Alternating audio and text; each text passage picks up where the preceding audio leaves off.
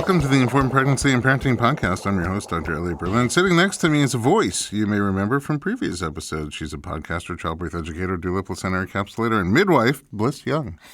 That was so fast. Hello, everybody. Yeah, MSRP. Glad to be back. So glad to have you back. Our guest today is an Aussie actor who's been in like everything, but her career seemed to really climax with her recent appearance on the Informed Pregnancy Podcast. She was here. Why is that funny? She was here during her second pregnancy and, among other great conversations, shared the story of her first birth and how it went different than she had expected and hoped, and what she was planning for baby number 2. Well, she recently gave birth to Theodore, who's here having a meal. And as promised, she has come back to share the sequel. Emilie De Ravin, welcome back to the podcast.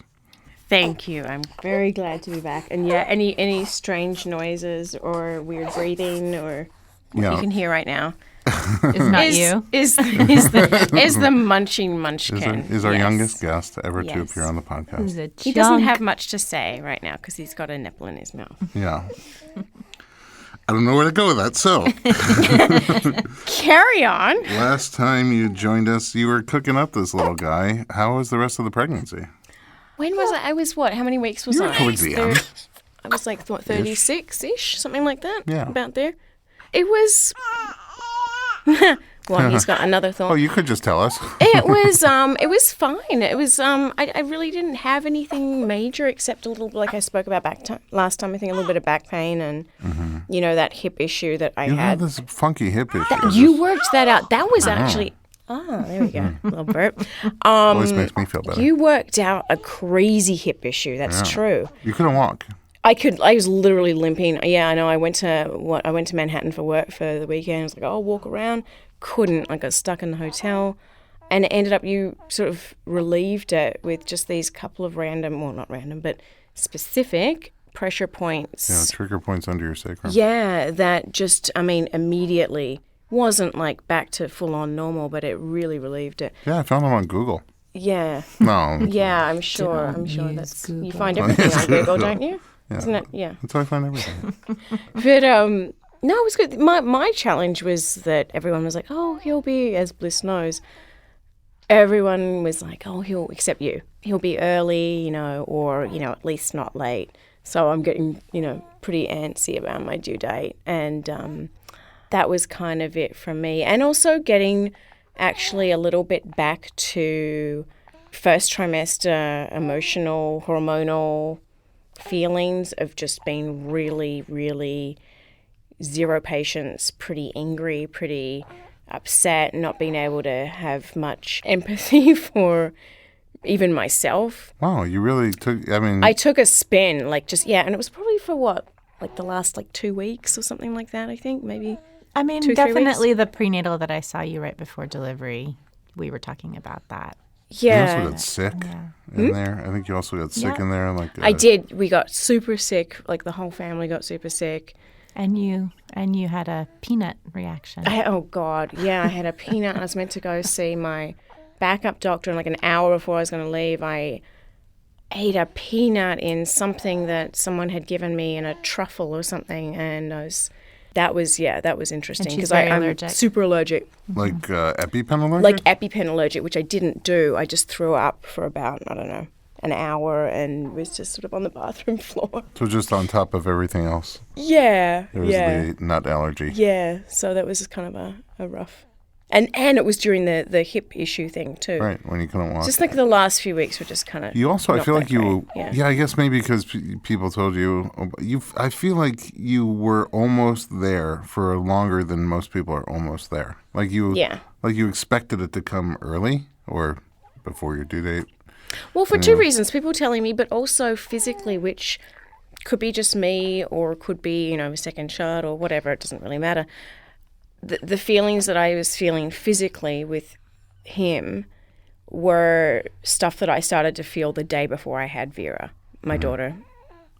So you felt it earlier. I felt it so much earlier. Like I was getting Braxton Hicks every hour. I was walking became horrible. Walking was enjoyable, and it was, sort of a great release, and getting fresh air and exercise felt great. Then I got sick, and then when I started oh, cool, I can walk again, and, I'm not ill. it started feeling like, oh, my baby's just going to fall out of me. I remember you saying that too. It sounds lovely, but that's just how it felt. Like every step was like, oh, it was no longer anything enjoyable except I should do this for him and me and gravity's sake. But were you doing things towards the end to specifically try to get baby coming out, going? I was doing yoga as well a couple of times a week. I ended up doing castor oil, which I think you know. No. Maybe you don't. Oh, Don't really? you know this? No. I did. I took castor oil, which I've taken before, just for, Those sneaky ladies. you know, Wait, for what? Google. constipation. Oh, I mean, I didn't even know it was a constipation remedy. yeah, it's in the children's section at CVS. That's why it loosens your bowels, and Yeah. that's what stimulates It's kind of labor. funny too. You look it up, and people are like, "Oh, it tastes like What does it taste like? canola. It doesn't taste like Canola? oil. It doesn't taste like. Literally has no I don't flavor. drink canola oil. You don't? No. Oh, you should change your bio. No. 'Cause I There's never- a big thing on there. I'm going to look what else was in the children's section at CVS. Maybe it's just What my good CVS. stuff is hiding out over I have there, a yeah. special CVS. But and you know, obviously that's, you know, as well, if you don't know, that's not going to do anything unless you're actually ready anyway. When did you do it? I did it. I thought Eric told you, because I'm like, I put everything on him. When you came over, I'm like, you gotta just tell her everything. Oh, that's when you were mad, or when you were in labor? When I was in labor, I guess slash mad, in a way. But maybe around like 11 at night. Oh, so you took it right before you went into Yeah. it caused the labor. Yeah. Oh, wow. Okay. Okay. It totally No, triggered shit. it. I was 2 days over, which to me felt like, I don't know, a few years. Well, because you were leading up to it. It was Yeah. like, it's going to be tomorrow. It's going to No, be I tomorrow. know. And like 2 weeks later, Because like, it's it felt almost like here. that I had, it was everything, like I said, everything I was feeling was like the stuff I was feeling the day before. I heard you say it's going to be tomorrow so many times. In the middle of the night, I woke up thinking I was having contractions every 3 minutes, Stop lasting it. another piece. I'm not that bad. There's got to be other people like me. No, you're amazing. No. You're just- No. Oh, I don't like either of you right now. but we love you. It's just you're unique. I did eat all of your caramello koalas, by the way. Oh, you did? Because I didn't come? It's not my fault. You took castor oil while I was on vacation. It's your fault, though, because I agree with you. Yeah, I got... that's true. Yeah, but what, you know. When's they Mom were- coming back? All right. So your plan was, and Blyss is not just an amazing midwife. Blyss is your amazing midwife. Yes. I don't know if I said that at the beginning. I don't think No, you I did. don't think you did, actually. So- You just randomly had Blyss Young. Yeah. Blyss is just happened to be in the hood. Who I met through you, Yeah. through your glowing recommendation of knowing me decently well, Yeah. and that you were described as like the perfect combination of somebody who's super, super intelligent, very, very book smart, very on it and awesome in an emergency, but also very calm and spiritual and, you know, naturally minded, but would not let that take over in cases where need That's be. exactly what I said, word for word. Wow, thank you. I'm blushing. No. I did not recommend castor oil 2 days post dates. you I didn't. just want to Okay. make sure that's Oh no, she told me never to take it probably. because My yeah. mom was trying to get me to take it like 3 weeks before. She's like, I'll just do it. I'll bring some over. I'm like, first of all, I can get it here, Mom. Like it's We not have- like contraband or Oh, something. they even have it in the children's section. No, I didn't. Yeah. My children's section has little marijuana drops. Oh. Kids like suckers. Which CVS is that? You know, West Hollywood. Come by anytime. So Blyss is a combination of book smart and street smart, and just super. It's like a weird combo because you don't usually find someone who's like really this or really that, and you're like No, it's true. you're both. Thanks, you guys. No, thank you. I'm honored that you referred me, and we had a really good. Wasn't you were already quite pregnant when we got I together? was. Yeah. Because Yeah. you're So we didn't have a ton of time together, but I think I was probably about seven, six and a bit. I don't think I was quite 7. oh, that's only 2 weeks before you kept saying it's almost here. Exactly. Yeah, I know. It's coming tomorrow. It's 7 months. Let's do this. No, well, because we just moved. We were, Right, we you were out moved. by Del Mar You were at a birth and then- center, and then you moved out of that neighborhood. Right, and then you were like, well, why would you even think of driving there? And I was like, I know, it's stupid. And you revisited. Well, just once you're in labor, and then you have to labor because you can't Right. go too There was early, no and point. it's no longer No. near you. I mean, it's an amazing birth center, but which one? Del Mar. Del Oh, Mar. yeah, yeah. And look, a birth center, it's basically doing it at home without having to clean up. And somebody else's You know, home. you guys cleaned up anyway, and there wasn't much to clean up. No. It's I told like, ya. But, you know, you don't have the LED tub and the nitrous oxide in case you have to have a tooth removed. a tooth removed. Well, nitrous. Oh, no, I just removed my own teeth while I was labouring. Wow. You're crafty. Yeah, you know. So you wanted, first time you said you're going to do the birth center, but then you had this crushing back labor. I did. I And had then- horrible back labour and ended up with the amazing, now retired Dr. Wu. Dr. Wu. And you still have with- a birth that you enjoyed. Like, Yeah, it was a vaginal birth. It was all fine. I got out of the hospital like as soon as they could let me escape from the room. And, you know, Vera was fine. I was fine. And then know. because I think a lot of people, when they have that experience, they try an out-of-hospital birth, and then it goes down that path, then they're like, oh, maybe I'll just have a hospital birth this time. In case Well, I it look- did cross my mind. I think I'd said this to you, and I definitely said it to you. At the end of like, when she's just laughing her ass off right while now. you were pushing? While I was That feeling last fantastically appointment. emotional, When she was stable really, towards the end of my really pregnancy, not that it happy. was. Yeah, He he remembers. remembers. Absolutely. Don't bring that up again. Of getting back to, which I think I'd mentioned to you at the get-go, just sort of. At the get-go of, you know, there is part of me that's like, oh, well, that's what I know.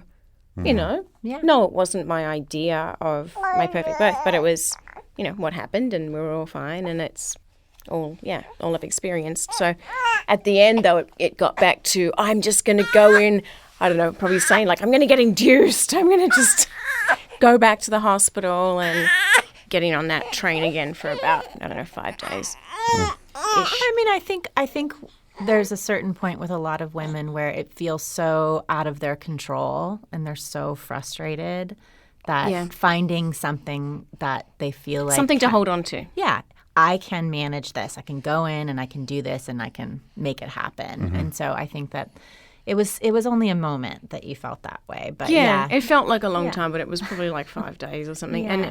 it was though a lot though, and it was, I don't know, I hate that a lot of people, not you guys obviously, but really diminish women's emotions at all in general, but especially during hormonal changes and during pregnancy and during postpartum and during the whole hormonal altering of one's mind. It's a real thing. Yeah. It's super serious.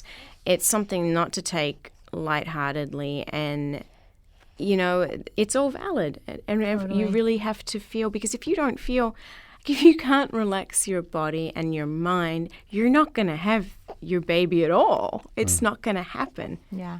You know, I go back to this video that is the most fantastic video I've ever seen of, I think it's what is it? Might be some animal, might be a giraffe or something, giving birth in its, natural habitat. Baby's crowning, and then lions come along. Mm-hmm. Baby goes back in. The animal runs and hides for a few days until knows it's safe, and then has the baby. You know, and it's like, well, yeah, how are you going to, whatever scares you is not going to, it's not going to help you. It's not going to induce labor in any way. So if you're scared by going to the hospital, maybe that's not your best path. If you're scared being at home, well, that's not your best path either. Absolutely. You know, whatever is, and yeah, things are going to happen that you're going to be in wherever it happens at some point too. You know? How did you get past, like, what happened over those 5 days? How did you come out of it? I gave birth. Oh, She took castor oil. I took castor oil. I gave That's- birth. I went to Katsuya because I was like, I'm going to have sushi because it doesn't matter the anymore. baby's coming? They do it in Japan every day. We did talk about a plan, for making sure that this wasn't something that was going to continue into her postpartum period. So we did talk about setting up a plan to make sure that she had somebody she could talk to. And, we really talked through the emotions of it because we weren't sure if it was just something that was going to remedy as soon as she had the baby, or if it was showing signs of some hormonal issues that were going to be something we really needed to pay attention Oh, so you to. think about postpartum while they're still pregnant? We do. That's so unique. So smart, though. I know you. And I see. I so told you about smart and street smart. But, so I touched base with my therapist, made sure that, because you don't want to be trying to update someone on the last 6 months of your life when you're in a crisis, You want someone to be at least kind of up to date with what's going on. So, But, luckily for me, everything kind of just really leveled out. She felt great. I felt great. Yeah. Leading up to. So good. After. Oh, After. gotcha. Yeah. Do you think it's because of all the caramel koalas that you ate that were meant Most likely. Okay. Most likely. Because those always make me feel good. Because I have no energy because this guy's gained like 15 pounds in 5 days. How do you have such a... I mean, Blyss said it. He's almost as big as you. He is, honestly. Yeah. It is kind of funny. My daughter's little. She's very petite. I look at you feeding him and I'm thinking job security. Like, as a chiropractor, I'm set. Is this inappropriate, you guys? No, he's, yeah. He's big. You got good. But he wasn't big when he was born. He was 7. My daughter was just like an ounce under 6. And so it's a difference, but not crazy. Are there differences in how they're eating, or are there differences No, is he sneaking down to the kitchen at night? Is he taking Ambien, making sandwiches? What's going on? Maybe. I don't know. He it feels like he's drinking the same, and I've started pumping. Are you eating different? No. It's the home birth. Oh, it's the home birth. Yeah. It's totally. the home birth. It's Blyss. Exactly. Maybe it's that one peanut you had in the truffle. It's the one peanut. Yeah, he's just expanding. The pregnancy peanut. Oh. It sounds like a book or a movie. It could be. The pregnancy peanut. Yeah. No, I really don't know it. It's just him in Genetics, my opinion. probably. I don't think it's Sure. anything to do with me. My milk looks the same. It tastes the same. It seems about the same amount that I'm producing from when I pump. Like it's coming out just as quickly, and I'm getting as much. Because she drank a lot, but she just So it's didn't. just his she code. just didn't gain. And yeah, he just gained a lot real quick. Like he only dropped for about not even a full day, I don't think, under his birth weight. So I think day 3, he was at 7.2, and he was born at 7. Oh, wow. So Yeah. Usually they... Yeah. Well, he did drop. He dropped down to like, I don't know. He dropped, I think, 5 ounces under his birth weight, but for 5 minutes. And Wow. yeah, no, it's funny. It is really funny. I never How had different they are. Yeah, so crazy. She was always this little skinny mini. He's like a little chunky legs that don't even fit in half of his no. onesies. It's so cute, those cheeks. You only need his cheeks. So let's talk about the birth. So where were you in relation? You were 2 days post due? Yeah. Because I was started swigging the castor? When I started swinging. Do I you didn't mix it even with anything? Do you have have like a full recipe? dose. Is there I orange do. juice? You do. Mm-hmm. Do you take Ow. it? You just drink it straight up? Yeah, it's literally like having no tasting oil. So Not even an olive? I Nothing? don't understand. Yeah, because there's the whole dressing thing. The LA dressing. Did you have the dressing? The Oh, salad the dressing? coyote salad dressing? Which Yeah. is really just the castor oil in it that is. Is there castor oil in the dressing? sure. That's that the there only is. thing that does anything in it, I'm sure there is. Wow. apparently. So I was like, well, Makes why? sense. I don't need to have a salad. I'll just have the stuff Chug. that's in the Mystery thing. ingredient. Oh, So you didn't pour it over lettuce? No, you just have a spoonful like you do with, flaxseed oil or whatever you do. Just like I do with flaxseed oil. Did you have a teaspoonful? Because usually the recommendation, I think, is like 2 tablespoons or something. I think it was like 2 tablespoons, and I didn't because I'm small. I'm like, oh, Yeah. I don't want to be pooping all night, so I didn't take as much as I was even meant to. Mm-hmm. I think I was. Who knows? Maybe I would have just happened at the same time. It didn't feel like. I also didn't feel very crampy from it. Yeah. After I you wa- took it? Yeah, I didn't. I didn't go ballistically diarrhea on everyone All right. at all. It was Good. just like, oh, I had a poo. Well, all I know is you So- texted me at some point. You know what? I texted you late though, I think, because it all happened so fast. Let me, let's take a quick break. Let's get Okay. the whole story right after this little break. We'll be right back.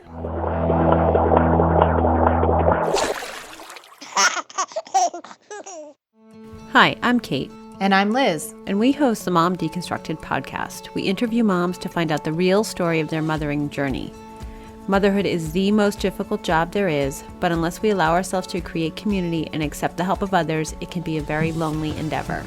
Let's get beyond the superficial, delve into the dreams that inspire us, the struggles that test us, and the conversations that connect us. You can listen to Mom Deconstructed anywhere you get your podcasts, from the Parents on Demand Network and at momdeconstructed.com.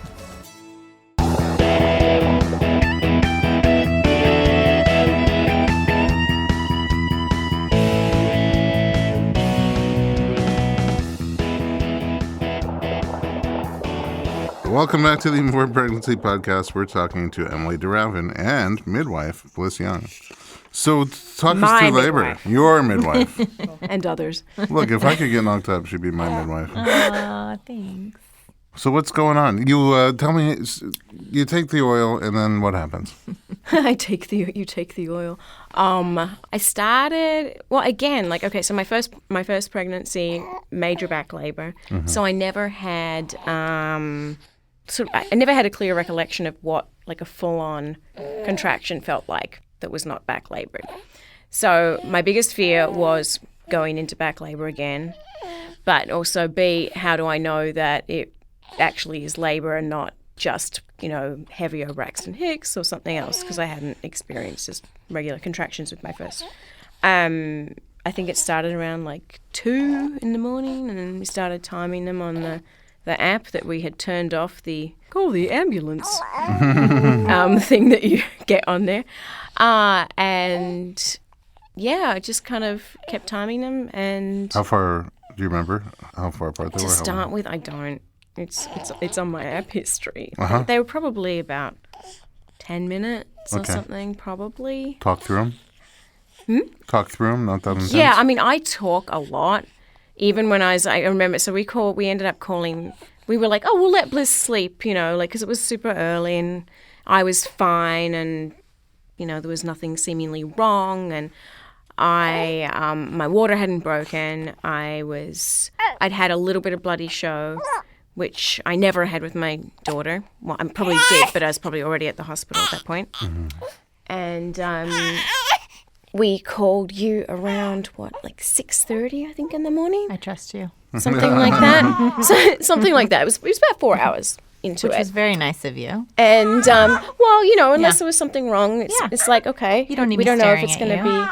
Yeah, and we don't know if it's going to be long or whatever, and we knew you were at home. And anyway, so I remember you saying to me on the phone, though, because Eric's like, oh, she wants to talk to you. And I'm like, I know why. I know why. She wants to see if I'm actually, having full-on contractions and how far along I am, because I know that you guys are all so smart and can tell how someone sounds. But knowing myself so well, I'm like, she's going to think I'm lying because I was so antsy to have him and because I never stopped talking.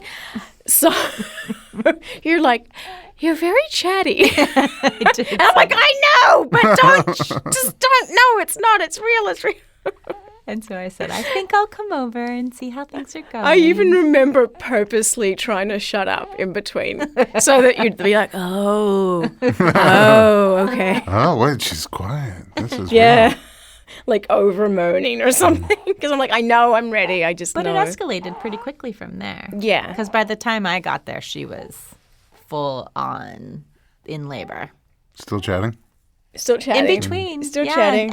And directing, like what she wanted and what we should be doing. And Eric was trying That's to great. get the tub set up. So Oh, that was funny. That was like a Yeah. comedy Wait, of so were you errors. feeling it in your back? Or it was No, I was feeling it in my hips. front of your hips? After Blyss got there, Sorry, hips?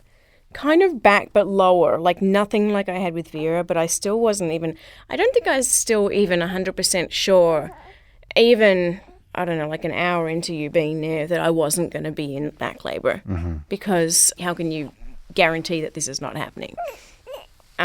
So that's when I think I had you guys check me, just so I could be like 100% sure I wasn't 1 centimeter again, because that's what happened with my daughter, that I was, What were you? I was, by the time I got to the hospital, I was still at 1 centimeter. Oh, what were you when Blyss checked you?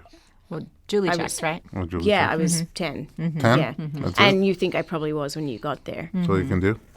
So, yeah. I was 20. That's what you can do. That's really good. It's the best. Got to 40. In like 2 hours. Yeah. I think that's really common, though, with women right before the baby is getting really deep into the pelvis, to feel a lot in their hips and in their lower back when Yeah. the baby's passing through, because your back actually has to expand. Has to open up around the baby. Yeah. But different than back labor, It's where you're different. having those surges like whole all between time. your lumbar and sacrum. And Yeah. just, like you're Yeah. going to break in It half. was Yeah. it was different. Yeah, that was a breaking in half feeling. This was not a nice feeling by any means, but but it was a productive feeling. That's important. It felt like something was happening that was meant to happen. Were you shocked when you found out you were 10 centimeters? Well, I didn't really. Because it was just like, you're ready. I'm like, oh, okay. But then I knew. Well, somewhere in there I got a text. Somewhere in there you texted me, or Eric did. I think, I texted you, I think maybe before Blyss got there. I was on vacation. Not in Hawaii. Where were you? No, we were just in like, where were we? We were in Moore Park, I think. Not so far away. Staycation. You'd driven somewhere. Yeah, we drove to Moore Park.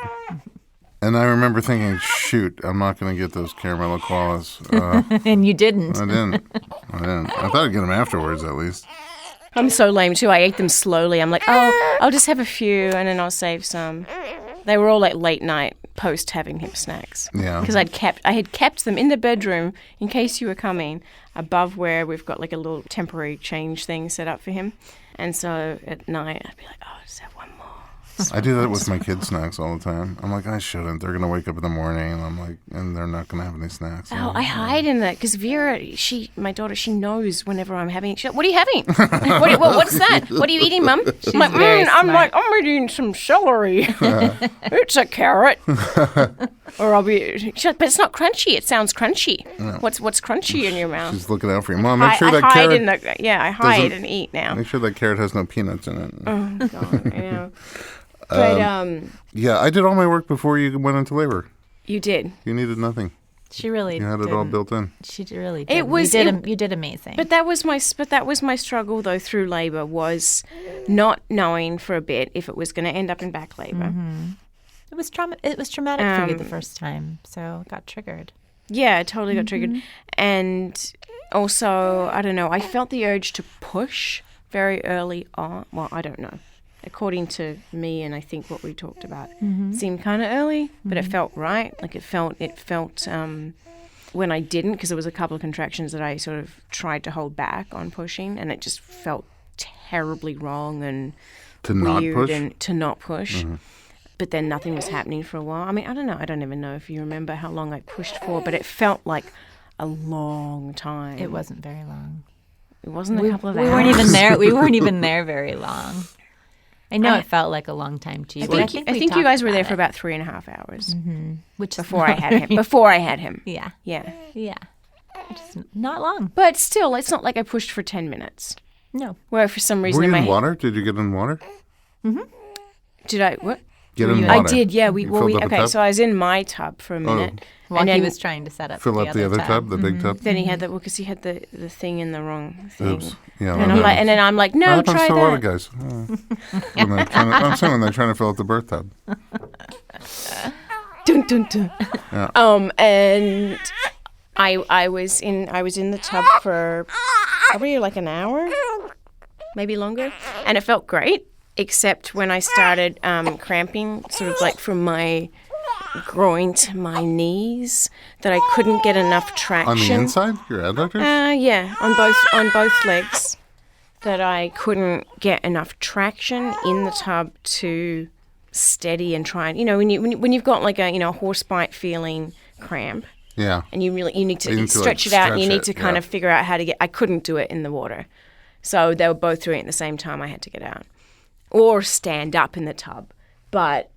You were saying, Blyss, that it was not obviously a good idea to try and have him standing up, because then if I wanted to sit down or, for him to possibly drop into the water. Like, obviously it's fine to have him in the water directly, but you don't want to have him and then have him drop into the water after, right? Right. So standing up for birth is fine, but when you're standing inside of the tub, it's probably not the safest thing, because we want, we don't want the baby to come out into oxygen and then go into the water. Ever. Yeah. Yeah. So it just limits a little bit when you're not submerged as you're pushing. That was the only concern. Mm-hmm. Right. Yeah.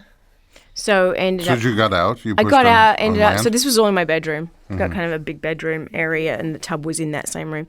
Then it was. I don't know. We sort of laid down in a couple of different positions. And ended up, though, using Eric, my fiancé, as a birthing stool, basically, on the side of the bed. Oh. So he It's one of my was- favorite positions, by the way. Birthing, Your face right now. the partner birthing stool It's one of my favorites. It is using the dad. as a birthing stool. It was cool. We got some cool photos. Yeah. I've been the birthing stool. You were? For other women? Yeah. I mean, just there's one. Yeah, you were. Oh, maybe you came right after. For hundreds. There's one. She's had 5 kids. I think were you there for that birth where she had her 5th at home and. I don't know. Okay. don't I know think you were so. there afterwards, but I'm not sure if you were there when she actually gave birth. Oh, okay. And then she just That she was sitting on you. wherever she is, she just drops. Oh, I know what you're talking about. I was not there. She just with all her babies. She just drops on the floor when she's ready to give birth, and then just starts pushing right there. It does so somewhere in the hospital, and you could see it coming. She just goes down, and they like blanket the whole floor with sheets, so it's semi-sterile. And then she just that's where she is. But she's not up against anything. So then when she's trying to push, you need something There's behind nothing. her. Gotcha. So and then also she has back labor even when the babies aren't posterior. So she likes to have the counter pressure with every surge, and including during pushing. So I'm behind her trying to counter pressure, but like leaning down, and then all of a sudden she starts pushing back and grab. I'm like, I think I just turned into furniture. Yeah. So he was furniture. He was furniture. He was happy furniture. It was cool. No, so what, yeah, he had his hands on my thighs, and then I still have this, I don't know, I'm calling it like an ingrown bruise Oh wow. on my thigh that's still really sensitive. And I looked at pictures and I'm like, aha, it's there. It's exactly Pictures where my after the birth, but you don't pictures see it of now. of me laboring. No, you never saw it. It was so deep. but This you feel pain it. in my thigh Because- from where my hand was. Oh wow. Of pressing down on myself for traction. And yeah, so I had him off the side of the bed. I mean, he was caught. Yeah. He didn't just drop. But How was pushing for you? well, it was. That's why it was. Felt like I was pushing for so long. Actual, like, productive him coming out was, apart from obvious pain. It was a really cool experience. It was something that the main part of why I didn't want to ever be medicated if I couldn't help it. With Vera too, which I had to be, but with him, it was so nice to be able to just feel what your body is doing and what it can do, and going through it with him, even though I know I was going through it with her, just being able to have the conscious and physical, like the physical and emotional connection at the same time, as opposed to just looking in a mirror like I was with her. Mm-hmm. And no, it's really cool. It's insane. And then you look at pictures, you're like, how can your vagina do that? And I mean, I didn't tear with my daughter either at all, and I didn't tear with him. But how is just fascinating. It's still fascinating to me. It really is. I agree. Absolutely. Our bodies are so freaking cool. Then you make food for it And then, yeah. right away. And then he came out and just, he latched right away. He's got a much more lazy, he's a total guy. He's a lazy eater. My daughter was like she could do like a breastfeeding tutorial. She was like the perfect, I'm going to open my lips all pretty and open and not even burp and know when to come off and go back on. And this one's like, but he's great though. He's so sweet. How's having 2? I don't know how I was going to do it. I never really, I always wanted to think everything was going to be fine, and it is. It's amazing. But I never really had an expectation of how it would be. And it's first of all so sweet that he looks at her now that he's, a lot more alert and whatnot, and smiles at her, and, they have this like little thing going on. But from day one, though, my daughter was so sweet, so loving, like kissing him immediately, wanting to hold him and touch him, and never like a nasty word about him or the situation. Like, she's always been super into it. There's other challenges there, having a toddler, that I don't think she realizes why she's acting out a little bit now. Mm-hmm. Of just, she's about to turn 3, so there's just, developmental stuff going on, obviously, as there always is with growing up, but, kind of a leap right now with I that. can't believe she's not 3 yet. She's so mature. She's 3, March 12th. Wow. But she is definitely feeling that, there's definitely a lot of the pick me up, you know, and wanting to stay home from school, even though she loves going to preschool. It's nothing negative about it. It's just that, oh, well, he's home. I want to be home. Yeah. And I want to be picked up because he's picked up. So it's just, you know, constantly trying to explain and, you know, have empathy and understanding for it. And, you know, you were a baby too, and it's because he can't do this and can't do that. And also trying to be very conscious of just little things, like instead of saying, oh, I'll be right there, I just have to change Theo. You know, I'll say, oh, I'll be right there, I just have to do something. So I'm not always making it about, I'll be right there, it's just because of him, it's because of him, it's because of him. Because then I started doing that for a couple of days and I heard it and I was like, oh, God, that's got to have a massive impact on, oh, Mum's not going to be right there always because of the baby. So I just started, you know, making it about me. I just need a moment. I'll be right there. I'm just having some carrots and celery. I'm just having my celery in the closet. But, you know, it's great. It's so cool, though, seeing them together. And like we talked about kind of briefly before, seeing the differences. Like, they could not be more different. She's like hazel-eyed, brown hair. He's blonde, blue eyes. She's tiny. He's big. Personalities, like her first kind of look, like her go-to look was always this quirky, funny little smile. He's this kind of pensive, you know, intellectual look. Did you ever show Elliot the video that she made about the birth? Oh, did I? Vera made a video about the birth? Before the baby was born? Not on purpose. She just walked in the door after school. About, I don't know, a month or so before he was born, just talking about, oh, here's my baby in my tummy. Oh, it's going to come out of my vagina. Oh, I'm just going to have a little rest while I'm waiting for him to come out. And, oh, the cat's tail is going to massage my back while I'm waiting. I'm just going to bend over on this box. Mum, is this box okay to bend? It was so cute. And then she talked about a water birth, right? She's like, oh, yeah, she was like, oh, can you get the tub ready? This is before you gave birth. Was she at the birth? She was in the house. Sleeping. She was sleeping. Well, either sleeping or because my mum was in town from Australia for like a couple of weeks. That's right. Your Fredo and Caramel koala. My hookup. Hookup. But I hope you have a third child for that. They were just hanging out. She did come in early on and she was like, Mum, you sound like a whale. Which was very cute. But then, look, if she wanted to literally be in there, we would have let her. She just didn't really. Yeah. You know, she was off playing games with Grandma. Yeah, so she was probably giving birth in the other room. She's probably giving birth in the other room. And she's like, if my mom wants to come, she's totally welcome. Yeah, but, you know, they came in, like her and my mum came in a few minutes after he was born. And super sweet. It was very sweet. She climbed on and was just so happy. Oh, I can imagine. She's so mature. I can't believe. I'm still getting over the fact that she's not 3 yet. I know. She's a mature little thing. She's going to be smarter than me by the time she's like 6. She might be smarter than me now. Well, all right. Well, I think we all underestimate, I think, children's intelligence. Let's end with this thought, unless you have a thought you want to end with. What is there anything you would do different if you had a third baby, birth-wise? Shall I leave the room? Yeah. No, you would be there, like, if you would be. If you'd have me again. Of course. No, you're kidding. No, Blyss time. is amazing.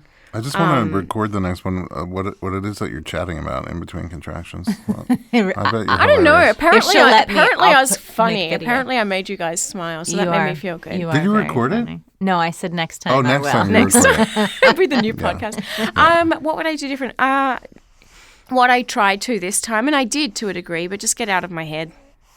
And you know what? Knowing now, having 2 completely different births, having one that was, you know, a quote-unquote regular labour, that was not a back labour and there were no complications, knowing that that's what I would hope for and expect for, but also knowing that the most likely alternative, unless it was a, you know, majorly different situation that I needed to have a, you know, an emergency C-section or something went wrong, that it, you know, I've kind of gone through the 2 most regular scenarios, it seems like. So it's like, okay, well, let's just let whatever happen, and I know that I'll be okay with either, instead of getting caught up in my head. And also just as much as you can think, well, every baby's different, and I knew that, and every woman's different, and I knew that. Really believing that and knowing how different, and proof in the pudding, honestly, more than anything, is pregnancy is so different, but just how different my son is to my daughter really emphasizes that for me. I don't know why. Well, I mean, I do, but, it really, hit home with me of, oh, well, of course your pregnancy is so different. Of course you feel different. It's a different being. It's a different entity. It's a whole, every single thing is so different. And the only thing you did different was prenatal chiropractic. It's amazing. yeah. All right. I love you, Blyss, though. And I love you, Ellie. Oh, it's mutual. It's You a love guys are fest. amazing. Love fest. Going through pregnancy and childbirth. You weren't, there physically for birth, but with people who are so awesome and just non-judgmental is, God, a massive bonus. I don't know. I can't explain how much that means to me. I love being on Team Emily, and I love being on Team Blyss. Well, I'm always your midwife. You know that. You can always reach out to me, even if you're not pregnant again. I will. This feels like no, you hang up. No, you hang up. I love Theo's like, All right. Well, Thanks for having us, Elliot. of course, Blyss. Thanks for coming back. Yeah, I'm gonna. Thank Gosh, you. I want you back all the time. Anytime. Just Now let that me Dr. know. Stu stole you as his podcast lady. Like a sidekick. Yeah, Yeah. I love having you on here. Anytime. And Emily, thanks for coming back as promised to share your second story. And Theo, thanks for coming. Making everybody hungry. I got to hold him. That was fun. Oh, that's so nice. All right. At home, thanks for listening to our podcast. You know what? If you have a suggestion on a topic you'd like to hear about, write to us, info@informedpregnancy.com.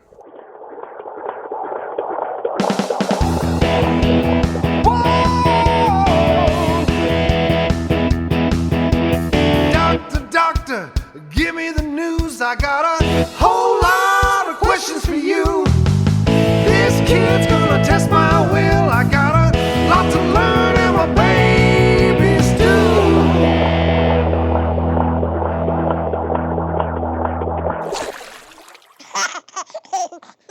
This podcast is a proud member of Parents on Demand, a network of high-quality shows for families just like yours. Download our free network app on Apple and Android and listen to your favorite episodes on the go.